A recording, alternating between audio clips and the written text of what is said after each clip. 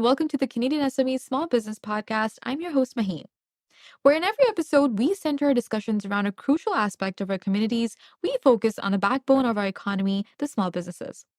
These enterprises are not just businesses, they are the embodiment of dreams and the drivers of local economies. They provide unique products, personal services, and strengthen community bonds. And it's essential to understand and support our local businesses. Today, we'll dive into the innovative world of communication technology and how it can transform small businesses.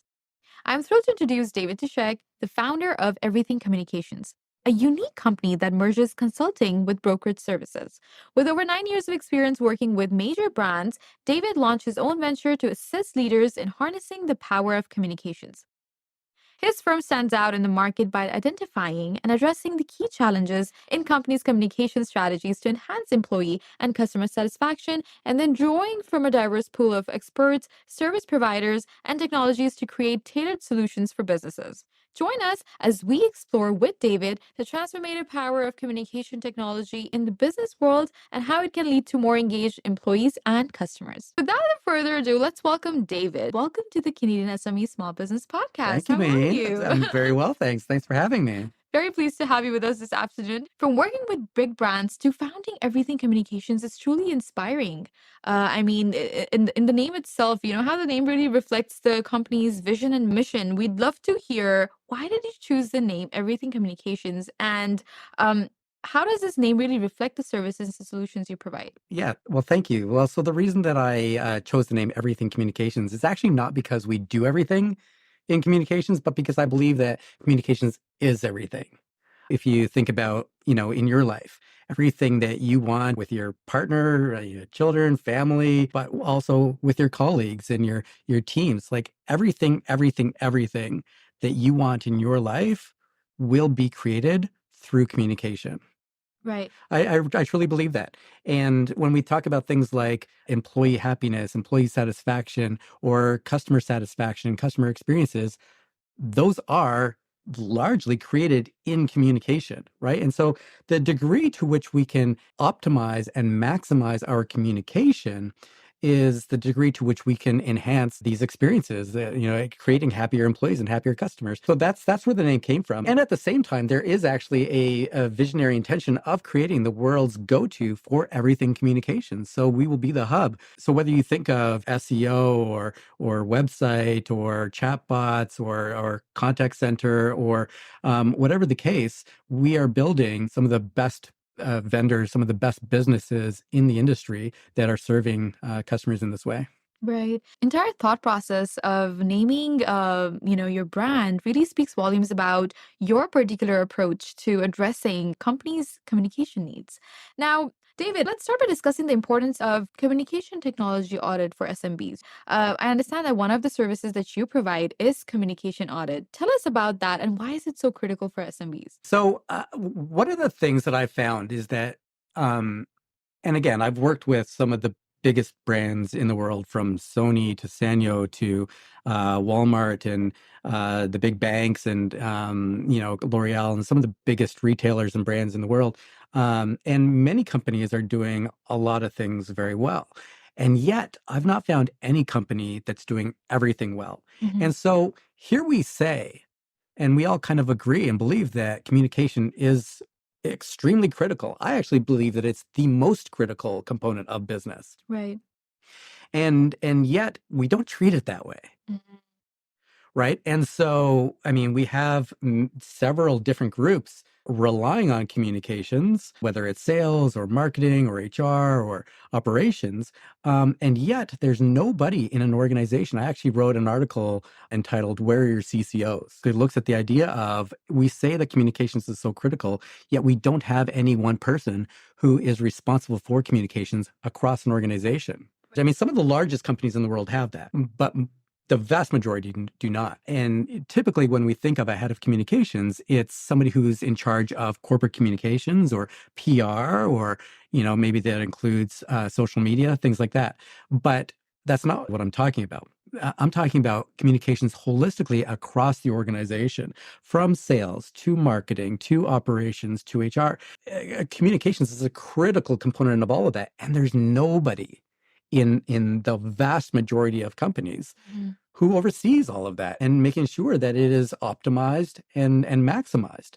Mhm. So the most critical thing, we're not making sure that it's optimized and maximized. That's the reason why we provide a communications audit. And we Right. go looking for what are these biggest gaps, these biggest frictions, these biggest challenges that are standing in the way of two things. One is happier employees. When we think about employee satisfaction, it's really a matter of listening to your employees and understanding what are their gaps, what are their frictions, right? And if you can find those, identify those, and then fill those, whether it's services or coaching or technology, you can create happier employees. And same thing with customers. There's so many frictions in even top companies, Right. right, that are doing things very, very well. There are so many frictions. You're dealing with them all the time. When you call some of the biggest brands that you have to deal with, Right. whether it's a cell phone company or like whatever it is, we deal with so many frictions in communicating with these companies, and they're spending millions of dollars on their marketing and communications, and it's falling apart in these gaps and in these frictions and in these challenges. So we find those, we identify those, we surface them, and then we bring in the right service providers, technology providers, enablement partners who can fix those and solve those gaps. Oh, that's wonderful and very resourceful indeed. Now, David, to support that, can you share an example where a comm audit really benefited a business? Sure, there's I could sit here all day talking about tons of different examples, and that's kind of the challenge, is that because we don't just focus on one area, and that's really what makes us stand out as an organization, is that there are many communications consultants who focus on a specific thing, right? Whether it's contact center or telephony or web chat or whatever the thing is. We look across an organization. So honestly, it's hard to pick out one example, but I mean, things like I've helped companies to renegotiate their pricing programs with their unified communications platform. Coming from Zoom, I've got a lot of experience in the industry, and for many companies, I've been known as their Zoom guy, right? But before that, I worked with several companies, from whether it was marketing technologies or whether it was consulting companies on their social media strategy or personalized marketing strategy, data marketing, email marketing.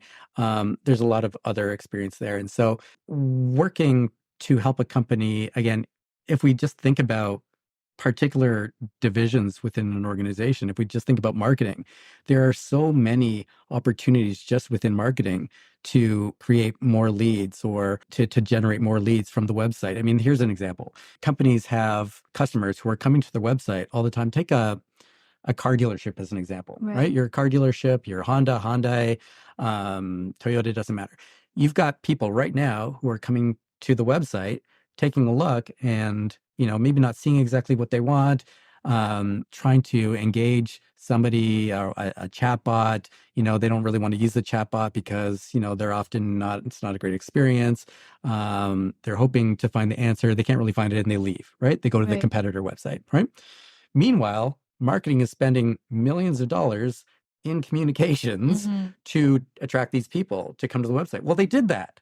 They came to the website. They weren't able to find what they wanted to find, and they left. And they went to go buy a product or test drive or whatever they wanted to do from the competitor, Right. right? So, I mean, I've worked with car dealerships to, first of all, I believe that if somebody comes to your website, don't let them leave. Mm-hmm. Like, find out what are they looking for. Help them. Put at minimum a chatbot, an AI powered Mm-hmm. chatbot that is actually intelligent and it actually can actually help them find the information that they're looking for. Number two, a live person, right? To me, it's like, if you go to a trade show and you just leave your brochures sitting there in the booth, right? Right. There's nobody there, right? And you just hope that people come into the booth, that they're attracted by what they see, and they come and they look at a brochure and they read through it and they find the information they need. Like that's a silly, Approach for idea, a sure. silly Yes. approach, right? You're going to want to put a person in there to be able to Correct. interact and exactly. And so it's the same thing with the website, but we don't, by and large, we're not doing that. Mm-hmm. So few companies are taking advantage of the opportunities and the technology and the processes. And then, like, why have a person schlep themselves across town and book themselves in to come in for a demo or a test drive in a week or on the weekend or whatever? They're on your website now. right? Show them a virtual walkthrough now, Mhm. right? And so again, there's so many different things, whether it's marketing or sales. I could tell you from a sales perspective, you've got companies who are really struggling right now to find buyers and pumping out emails through their spam cannons and spraying and praying and hoping that that they'll get hits, and they do. Unfortunately, that's what keeps them running. They get those 1%, 2% of the thousands of people that they're hitting, but it's not effective, right? Right. And what ends up happening is a bunch of those emails start going to the spam folder, right? And so there's a diminishing return on email, and so people turn to telephone. But there's companies out here, they've got teams of people who are trying to work the phones and trying to make telephone calls, cold calls. Meanwhile, their phone numbers actually don't show up properly on Mhm. caller ID. It just says unknown number. Right. I don't know about you, Yeah. but if I see unknown number on my I'm not cell gonna phone, answer. I'm not answering, Yes. right? So there's a company who, let's just say this is the same company who, they've got people coming to they're spending all this money. They've got people coming to their website. A bunch of them are leaving, not finding, either because they're not finding what they're looking for, or they just wanted quick help and they can't find it. So they're going somewhere else. And then at the same time, you've got people who are calling out to find customers, Mhm. but they can't reach customers through email because a large portion of it's going to spam, or their subject lines aren't engaging, or whatever the case is, right? They're just spammy. They look spammy. And the first thing you see is, this is a spam. I'm not going to read it, right? They're not engaging. And then they try to call, but the caller ID doesn't even show up properly. So, I Mhm. mean, there's a myriad of different problems. But again, nobody's looking at that holistically. As far as anyone in the business really is concerned, is the salespeople have telephone. They can make calls, right? So they're making calls. What's happening? I don't know. I guess these salespeople aren't very effective. Well, Right. nobody's going to be effective if a call is coming up as unknown number.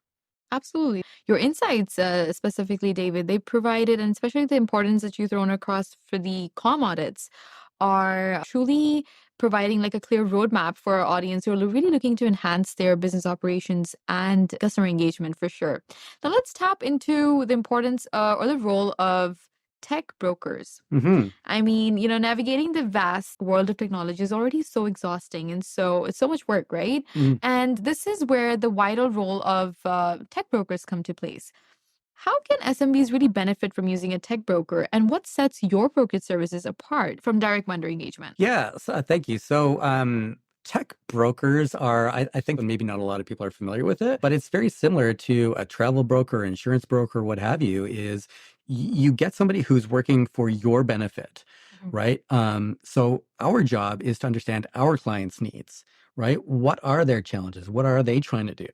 And then we partner, in our case, we partner with more than 250 of the world's top communication technologies. So if we just take unified communications as an example, I can help my clients with Zoom, which is where I used to work, and truthfully, I've got a bias towards Zoom. I also can help my clients with all of their major competitors, right? And so for me, it's a matter of taking a look at, what does my client need, right? They may just be looking for enabling their employees to work from home. Again, maybe it's a situation where they finally realize that their customers are not picking up their calls because it shows up as unknown caller, right? And why is that happening? In some cases, it's happening because they're on a provider that's just not, appropriate. And in other cases, it's because they set their employees home with cell phones and said, just use your cell phone.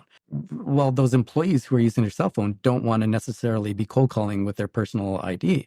And so they're blocking their numbers. Regardless, whatever the case is, maybe they're just looking for a new telephony solution so that their employees can properly work from home or work from anywhere. Right. When they approach me looking for a cloud telephone solution, I'm going to look more holistically and say, okay, well, what are you using for your entire collaboration? And then from that point, I'm going to go out to my partners and see what is really the best solution out there. Do you need something that integrates with the platform that you're already using? Do you need something that's really high quality and really extremely reliable? Do you need something with really great background noise suppression? Do you have employees who are working from airports and working from home with kids and dogs and all that kind of stuff, right? Where you're running a call center where you want to enable your contact center staff to be able to work from home, work from anywhere, right? Or are you doing something that's very unpopular and something that they don't like and forcing them to come into the office, right?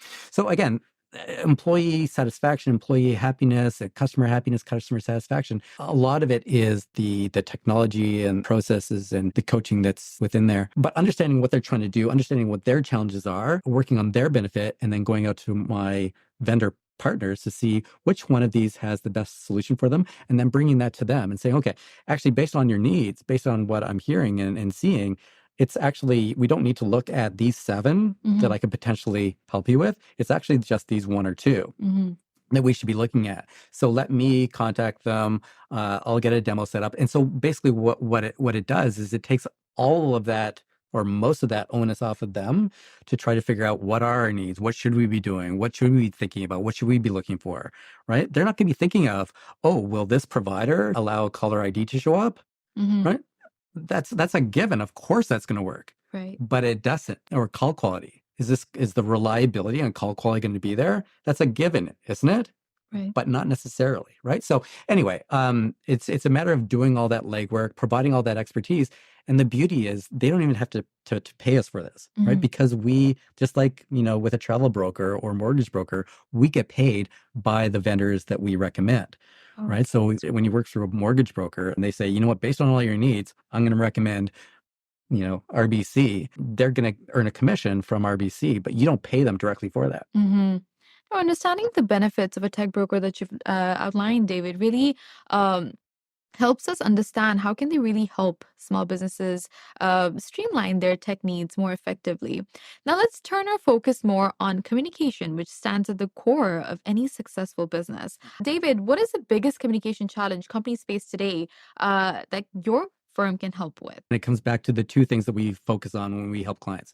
One is employee happiness, and 2 is customer happiness. And those are really the 2 biggest things that companies are struggling with right now. There was a study put out by HP. They started the Work Relationship Index, they're calling it. And this is going to be an annual report that's going to come out showing the relationship between workers and their employers. And I had a great sit down with some industry leaders a few weeks back. There's a podcast on my channel where clearly there's a challenge, there's a problem, there's friction, and it's broken. Employees are not trusting employers that they are taking care of their needs and that they are enabling them and setting them up for success to be able to do their best work, either from wherever they want to work, or in many cases, employers are relenting and saying, okay, fine, you can work from home 2 days a week, 3 days a week, even if it's 5 days a week, but they're still not addressing necessarily all the challenges and frictions within that, right? And so employees are not satisfied. And I think a large part of that is because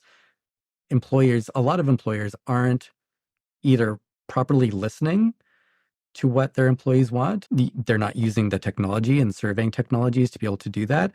Or 2, they're not necessarily implementing it. So we come in and understand what's going on in your organization. What are the challenges? What are the frictions from leadership down, right? Leadership oftentimes doesn't trust. Is work getting done? The sales numbers aren't where they want them to be. And are people being as productive as possible, right? From the bottom up, it's we don't feel trusted. We don't feel enabled. All these kind of frictions and challenges. And so understanding from both sides, what's going on in an organization, what are the challenges, surfacing those up, and then again, to the degree that we can provide a technology or an enablement, a service provider, coaching, that's what we do. I mean, it's great to learn that it's important to unlock greater efficiency and satisfaction from within the company and outside, only if you're able to address these key communication challenges.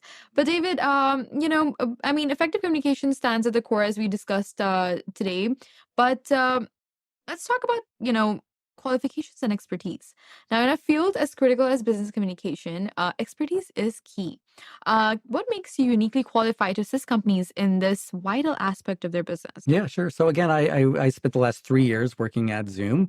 And then before that, as I said, working with some of the world's biggest brands and bringing insights and consulting to them, helping them to see things differently. For instance, from social media perspective, every company's on social media, right?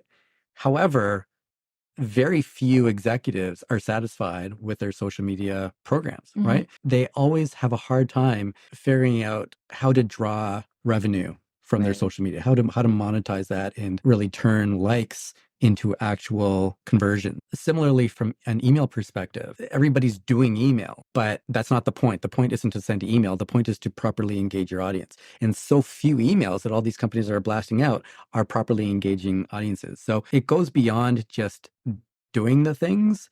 It gets into understanding what's effective and how to optimize and maximize what they're doing. So that's something that I've been doing for 9 years. I've always taken even though I came from sales, I've always taken a very consultative approach. And so, I mean, even if you look at my LinkedIn profile, you'll see numerous recommendations talking about how I'm not your typical salesperson. And that's because I've never been one to just sell a customer a product. Right. Right. To me, it was never about selling a product. It was always about helping a customer do what they're trying to do. And for me, it's understanding, well, what are you trying to do? Well, you need this product. Well, why do you need that product? What are you trying to do? What's the problem? Right. Right. And by taking a step back and really digging into it, I was able to become a trusted resource to be able to provide different ways of thinking about the problem. And a lot of times to get at the root problem of what's really going on. Right. So again, if I use another example, when I talk about email and consulting companies on their desire to better engage their customers. Again, these companies spending millions of dollars. We take a company like L'Oreal, Right. right, or Canadian Tire, or RBC, spending millions and millions of dollars to advertise and to get engagement with customers. Now they get engagement with a customer, and a customer says, "Yeah, you know what? Sign me up for your email program," right? And the company ends up sending a portion, 20%, 30% of their mail to spam folders, right? They would come to us and say, what do we do about this? We're having problems. Our engagement is down, right? And they would say, well, we understand that you can help us to avoid the spam filter and get into the inbox. To me, it wasn't about selling them a product. It was about understanding, why are you failing to engage them? What's Right. going on with your email program, right? These people have signed up for your email. What are you doing that's failing to engage them, right? Because if you don't engage them, the mailbox providers, Gmail and Yahoo and, Hotmail, all the rest of them, they're going to be filtering that mail out. And not just on the consumer side, but on the corporate side as well. And this is becoming a bigger and bigger problem Right. as more and more companies get more and more desperate about trying to penetrate into inboxes, into cell phones, into LinkedIn inboxes. Especially with automation, these automations are trying to reach people to target them and market to them, and just pumping out more spam, whether via text message or email or LinkedIn. Like it's not the answer. It's not the right way to do it. But the answer is complex, Right. right? There's lots of easy answers out there, and you can search them up. What to do if you're having problems reaching the inbox for email?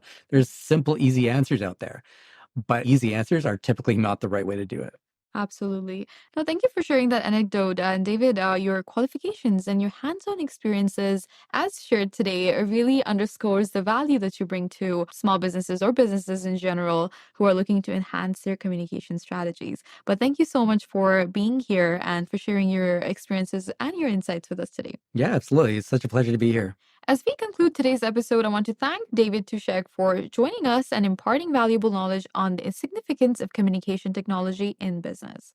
We discussed the critical role of contact audits, the benefits of tech brokerage, and the impact of effective communication on employee and customer engagement.